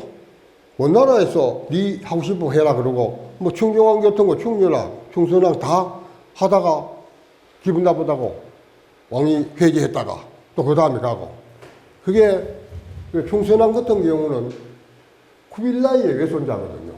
쿠빌라이의 고려 충선왕이 자기 엄마가 쿠빌라이의 딸이었어요. 그래 그거 가가지고 외가에 가서 거의 컸어. 중국에 가서 거의 한국에 살았지만 여기 조선에 살았지만은 고려에 살았지만 거의 생각이나 이런 것은 전부 중국화되어 있었습니다. 거기 살면서 중국에 오래 살았고 또 그러니까 원나라에서는 이 한국을 조선을 고려를 원나라의 하나 성으로 만들자 하는 그런 역사의 정동 사건 이런 건데 거기에 그 입제가 그런 건 아닙니다 하고 논리를 편 게 굉장히 지금도 글이 남아있다. 그래서 그는 막 명목만 고려지 실질적으로는 예속되어 있었습니다. 그 공주가 그 쿠빌라이 딸 쿠빌라이의 손녀가 충선왕의 아들 충수왕의 부인이 돼. 근데 부인이 오니까 여기서 알았던 여성이 있었어. 그 전에 장가를 갔는데 그거하고 싸움이 나가지고 친정 가가지고 고자질을 해가 임금왕이 그냥 불려갔어요. 잡혀갔어. 원나라에 잡혀가가 니 왕 하지 말고 아들 줘라. 아들 주고 이런 사실 고려였습니다. 정말 고려의 역사를 보면은 정말 비참하죠. 뭐 자주국가 아닙니다. 이건 뭐 거기서 옥새도 가져오라고 갖다 줘야 되고 거기 앉아가 충선왕 같은 경우는 조국에 앉아가 정치를 했어요. 뭐 편지 이런 걸로가. 그래서니까 익제나 그때의 그런 그 중신들의 역할이 굉장히 컸죠. 그러다 보니 이제 익제는 그 충선왕 대신에 지금 아미산에 그 중국에는 명산대천에 왕이 해마다 가서 제사를 지내는 법칙이 있어요. 그게 뭘고 하니까 왕을 안 가고 다른 사람을 시키는데 충선왕이 이제 만만하니까 네 갔다 와. 만만하니까 그럴 수도 있지만 또 권력하고 같이 있으니까 또 그게 어떻게 보면은 자기 위치 확보예요. 그래 아미산에 갈 때에 뭘고 하니까 익제가 대신 한번 아미산을 여행을 했고 그때 남긴 시들이 굉장히 유명한 시들이 많죠. 그 다음에 그 2년 이후에 지금 보타산 이쪽에 상해 옆에 거기에 충선왕하고 같이 갔다 왔습니다. 갔다 오다가 가가지고 뭐 이거저기 하다가 충선왕이 압송돼요. 원나라에서 잡아들이라 해서 잡혀가요. 왕이 막 잡혀가는 그런 세월을 살았습니다. 그래서 왜 갔느냐? 그거는 그쪽에 충선왕의 조카가 하나 있었어. 원나라에 지금 북경이죠. 북경에 거기 살면서 자기 사촌을 모함을 해가. 그래가 모함에 몰려가 잡혀갔습니다. 그 왕노를 모하고. 그러니까 그 사건이 뭐 또 조직의 사건이라 그래서 굉장히 큽니다. 뭐 그 얘기를 다 말씀을 드리려면 참 장황하고. 하여튼, 거기 와서 원나라 공주가 이제 여기 시집 와가지고 그분들이 좌지우지 하는 거야. 말 안 들으면, 신랑 말 안 들으면 친정애가 얘기하고, 친정에서는 뭐라고 얘기하니까 잡혀가고. 그 아들도 마찬가지였어. 아들은 또 그 충렬왕의 아들이 또 왕이 되었는데, 이분도 중국에 장가를 갔는데, 그 전에 부인이 있었어요. 저 전에 부인하고 사이가 좋으니까, 그 중국에서 원나라에서 온 그 왕비가 희생을 해가. 그래야 사람이 났어. 그래가 막 쥐어받고 이러다가 뭐 화병이나 죽어버렸어. 죽어놓으니까 이제 원나라에서 난리가 났죠. 뭐 사건이 뭐 참 비참할 정도로 참 비참한 상황이었습니다. 그래가 이제 가서 잘못했다고 빌고, 그 다음에 또 다른 그 중국 택시 얻어와요. 하여튼 그런 사건들 속에서 우리 이익재 선생이 그 역할을 뭐 한 것도 많죠. 많은데, 그보다 우리 백이정, 성리학을 고려 때는 불교가 성행했죠. 사실 불교도 정통 불교는 아니었습니다. 민곤 신앙하고 그 믹스가 된 팔관회라는 거기에 해마다 그 행사를 하죠. 그로 말미암아 타락도 많이 하고 종교도 권력하고 같이 가게 되면은 부패해요. 거대화하고 상업화되고 하면은 그럼 반드시 부패됩니다. 아시다시피 그 가톨릭도 마찬가지 아닙니까? 로마에서 그 국교로 하다가 결국은 종교혁명에서 개신교가 태어나고, 불교도 마찬가지였죠. 고려 때 뭐 얼마나 많은 폐해가 있었습니까? 그래서 그래서 이 성리학이 그때부터 아니다. 인간 본위가 되는 성리학을 하자고 해서 백이정이라는 분이 중국 가서 유학을 해서 거기에 성리학을 도입을 합니다. 거기에 우리 익재가 제자로 입문하면서 성리학을 접수하게 되고, 그 뒤에 중국에 가서 많은 학자들하고 교류를 하면, 망건당이라는데 거기서 교류를 하면서 이 성리학에 대해서 심취가 되죠. 그래 와서 보은 정몽주 그분들, 목원 2세 뭐 이런 제자들이 생기면서 성리학이 그렇게 전달됐다라고 지금 역사에 그렇게 기록되고 있죠. 그래서 우리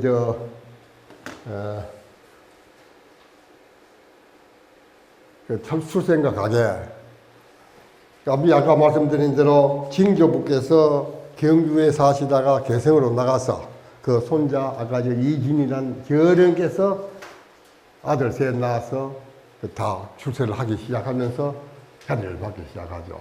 아까 14살에 성균관시에서 수석으로 합격하고 연달아 문과에 급제했다는 얘기죠. 그래서 그때에 장가를 어디 갔냐 하면 금보라는 뭐 아주 대단한 분 사위가 되죠. 시험을 이제 그때에 금보라는 분이 시험관이 되면서 익지를 눈여겨봤겠죠. 어리고 하니까. 그래서 사위로 삼았죠. 삼았는데 이분들이 금보가 고려에서는 굉장한 그 문부를 이루고 있었습니다. 그래서 아마 처가덕도 많이 봤을 거라고 생각합니다. 그래 여기서 사위가 되면서 여기에서 이제 아들 둘, 딸 셋을 놓고 사별을 하죠. 사별을 하고 그 뒤에 또 박씨인데 또 장가를 가서 장가를 3번을 갔어요. 예른이 3번을 갔는 중에서 딸 9, 딸 8, 전체에서 딸 8, 아들 3. 또 척실에서 말하자면 장가 정식으로 안 간 거기서 딸 2분이 낳고 그랬는데, 우리 그 익재 선생님께서는 다른 것보다는 나중에 학자들이 어떻게 평가를 하냐면 너무 지나치게 권력 기양적이었다. 그 예가 뭐냐? 8째 딸을 공민한 후비로 보내요. 후궁으로. 뭐 정치적으로 공민왕의 그 멘토였고 하긴 하지만은 그거는 그거였고, 딸을 거기에 시집 보내면서 지나치게 권력 지향적이다 하고 후세 학자들이 그렇게 조금 얘기를 했어요. 또 어떻게 보면 또 그럴 수도 있고, 그걸 안 보냈으면은 본인이 또 뭐 불이익을 당했을는지 어쩔는지 그거는 본인이 판단하시고 그때 사항을 다 이해는 못하겠지만 어쨌든 결과는 그랬다는 얘기죠. 그래서 아까 말씀드린 이 팔관에서 충선왕을 만나게 돼요. 팔관이라는 것은 불교의 8가지의 그 경계하는 얘기, 뭐 도둑질 하지 마라, 간음하지 말라, 거짓말 하지 마라, 뭐 이런 얘기들. 그건 제자 불가들, 절에 나가 성녀들이 말고 집에 있는 사람들이 불교를 지키는 계율을 하는 그런 행사가 팔관인데, 여기에 가서 처음 충선왕하고 소개를 받았다 이렇게 되는데, 여기에는 아까 말씀드린 대로 장인인 금보의 소개도 있었을 것이고, 또 어른 동암공에 그것도 후광도 있었을 거고, 또 이제 그 형이 있었습니다. 절에 가서 그 형이 아마 소개를 했지 않았을까 하는 그런 얘기가 전해오고 있습니다. 관료생활. 그래서 이제 관료생활 하면서 우리 익제는 사실 운이 상당히 좋았다고 볼 수 있죠. 뭐 신하가 임금을 모시고 시국 병찰을 한다는데 그게 가장 선비의 꿈인데, 임금하고의 충선왕하고의 만남이 정말 자기에서는 일대의 행운이었다고 볼 수가 있죠. 그래서 자기 기량도 펴고 그러면서 그 시를 쓰는 걸 보면은 금대, 황금대에 올랐다고 본인이 기술을 했습니다. 그래서 충선왕하고는 나이 차이도 있지만은 참 아버지같이 형같이 늘 따르고 같이 북경에 가서 망군단에서 같이 생활을 오래 같이 했습니다. 그래서 쭉 관직의 고찰, 관직에 대해 가서는 아까 유인물에 보시고 조금 참고하시면 될 것 같고요. 그다음에 아까 복명사신으로 아미산을 강양 가고, 충선왕이 두 번째로 절강성 보타산에 갔고, 세 번째는 충선왕이 지금 티베트 사카에 귀향을 가요. 그거는 정치적 그 때문에 가는데, 그 배경들을 얘기하려면 참 얘기들이 좀 많아서 어쨌든 거기에 귀향 가가지고 아주 거기에 가는데 6개월 걸렸대요. 걸어가니까. 그 6개월 가서 정말 고독하게 지냈는데, 일제가 거기에서 그래도 이제 거기에 망군당에서 한 조맹부 이런 참 학자들하고 좀 통해서 구명운동을 한 게 조금 가깝게 도스마라는 곳까지 나오게 됩니다. 그래, 도스마를 충선왕을 방문하러 거기까지 가요. 넉 달을 걸려서 갔다라고 기록이 되어 있는데, 여기서 많은 시들을 남깁니다. 남겨서 오늘날. 그리고 이제 충리왕이 원나라에 잡혀가자 익제는 뒤따라가서 사태를 수습했다. 이렇게 한 이유는 또 그 인맥이 원나라에 가서 학자들하고 교류하면서 많은 인맥을 구축해 놨어요. 그러다 보니 이제 거기 가서 소명도 하고 교제도 하고 그렇게 해서 충리왕도 별탈 없이 돌아와서 또 임금으로 복귀를 합니다. 그래서 이제 좀 개혁적인 성향도 있었지만은, 그런데 우리 익제 선생께서는 정면에 나서지는 않았던 것 같아요. 이런 아이디어를 제공을 하고 이러다 보니까 정지역으로부터 그렇게 탄핵은 받지는 않았어요. 계획은 해도. 계획은 다른 사람들을 통해서 했다. 이렇게 되어 있습니다. 네. 아까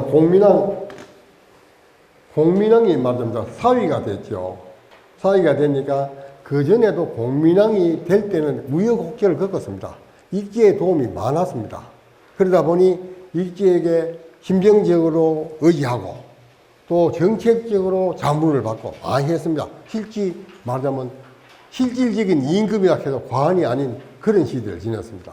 그러다 보니 다른 분들은 이제 그때부터 많은 정적들이 공격을 했죠. 그래서 이제 이게 이 어른이 조금 생겨짐에 있는 게 공격받을 때마다 물러나요. 물러나니까 그 환란을 좀 피했죠.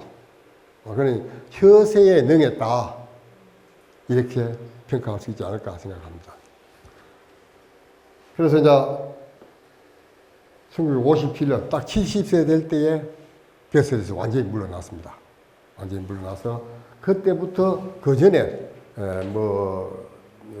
교수를 좀 했고 시도 남긴 건데 그때부터 정리하고 이제 입계난고, 여공패설 이런 걸 다 그때 70살 넘어서 정리하게 됩니다.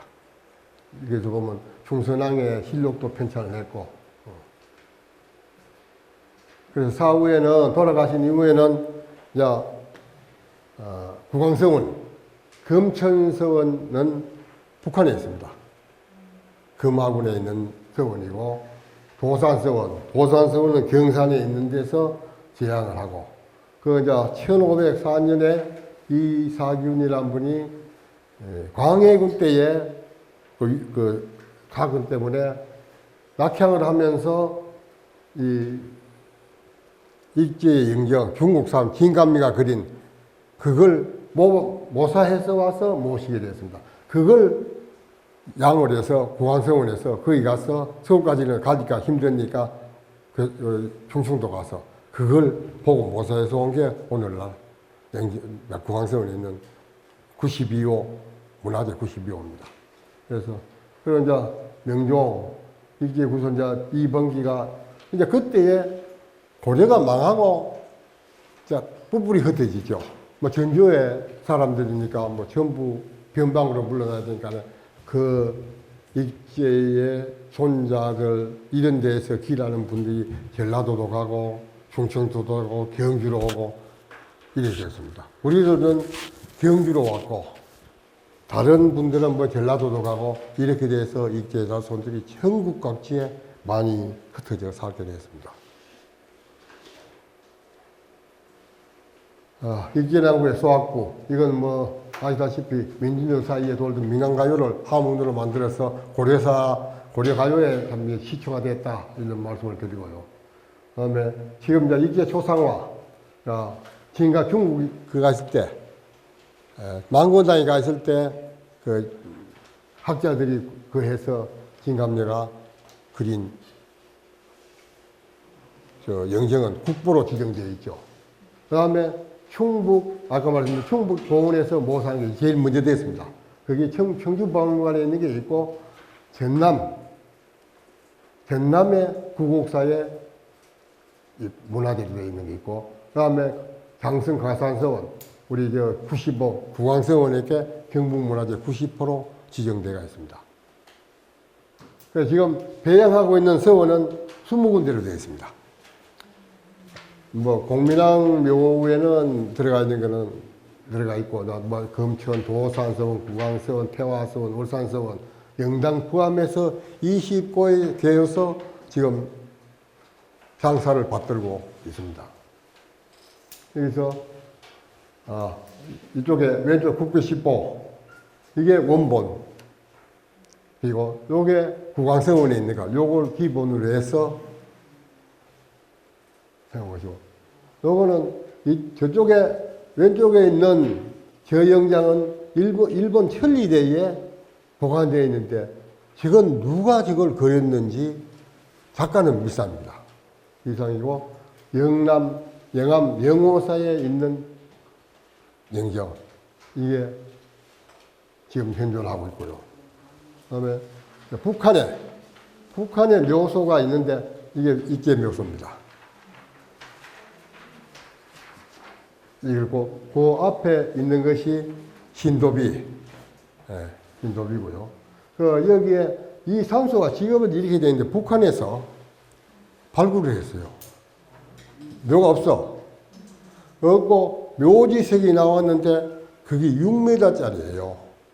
6m짜리인데 굉장히 그 미품이더라고요. 그걸 북한 개성박물관에 소장하고 있어서 제가 거기 한번 갈 기회가 있어서 한번 봤습니다. 신부를. 참 아주 미리해요. 돌도 굉장히 좋고. 그래서 여기는 중림단, 익제 선생께서 살던 터입니다, 여기가. 여기에, 여기 숭양서원 옆인데, 포은 경몽주도 그 옆에 살았다고 기록이 되어 있고, 그래서 우리 제7대조가 개성경역으로 가시면서 여기에 비경을 해서 비를 세웠습니다. 여기가 익제 선생께서 살던 터다 하고 유어비를 세웠는 걸 북한에서 가보니까 보존 유적 1541호 이재현 유어비 이렇게 되어 있습니다. 요 빛인데 뒷면에는 그리고 앞에는 대서인데 자세히 보시면 총탄이 많이 있어요. 6.25 때에 전부 총탄장고요. 실제로 가봤는데 참 가보니까 감회가 새롭대요. 그래서 이제 이게 중ገብ이 됐는데 그 이후에 그 전에 이제 고려가 망하고 몇백 년 동안은 익제 산소도 거의 실묘 수준에 가까웠어요. 그 밑에 있는 기록에 보면 그 밑에 사는 후손들이 그저 겨우 그냥 관리만 해왔는데 그 뒤에 그 전에 우리 아까 덕봉 선생께서 재능이라는데 그게 영어로 가시면서 그 왕릉에 이제 왕릉시키는 그 태조의 비 그 왕릉이 재능이라고 하는데 거기에 가시면서 그 인근이라서 거기 가서 그 산소를 사타하고 일본 그 사람들 이제 그 해서 거기에 묘소들을 많이 찾았어요. 그때에 하고 그 뒤에 이제 어떻게 관리를 했냐 그러면은 우리 대구에 사는 이상화 시인이라고 아시죠? 뺏긴 데도 봄이 오는 간 이상화 시인이 우리 익제 후손입니다. 그 형이 이상배, 그 집이 굉장히 부자였습니다. 그 집에서 굉장히 많이 부담을 해서 우리 어릴 때만 하더라도 할아버지는 이제 북한에 저기에 개성에 묘제를 지내러 가요. 가면은 다 가난하니까 그 집에 가서 대구 가서 그 집에 자고 예비 받고 이래가지고 개성 가서 묘사 지내고 오고 이랬는데 그 집에 영내 그 집에서 가장 돈을 많이 내가 북한에 땅을 이렇게 많이 해서 거기 표가 가장 가렸는데 사다 보니까 산이 15정보 정도 되고 논밭이 2만 한 4천 평이 있어요. 있는데 이게 저희들 집에 저 문서가 있어요. 어째서 우리 집에 있는지는 모르겠는데 어쨌든 있는데 나중에 통일이 되면 제가 찾을 수 있을는지 모르겠어요. 가지고 와서. 그때 찾게 되면 여러분들 나한테 낼게요. 그래서 상당한 땅이 있어서 왔습니다. 그래서 우리 익제 선조를 모시는 기록이고 중림당 유업이 아까 말한 대로 이게 확대를 했고 뒤로 가는 거야. 하여튼 시간도 뭐 거의 다 됐습니다. 9시까지니까 좀 더 상세한 말씀을 좀 드렸으면 좋겠는데 이게 익제 선생의 일대기라는 걸 말씀을 드리려면 참 뭐 많죠. 많은데 이건 뭐 이렇게 하고 나중에 또 이런 기회가 된다면은 뭐 다른 얘기는 몰라도 저희 선조들 얘기니까 필요하시다면 언제든지 말씀을 드리고 또 궁금하신 점이 있으면 저한테 연락 주시면은 또 이 아는 데까지는 대답해 올리겠습니다. 뭐 여러 장시간 재미없는 얘기 들으신다고 수고하셨습니다. 감사합니다.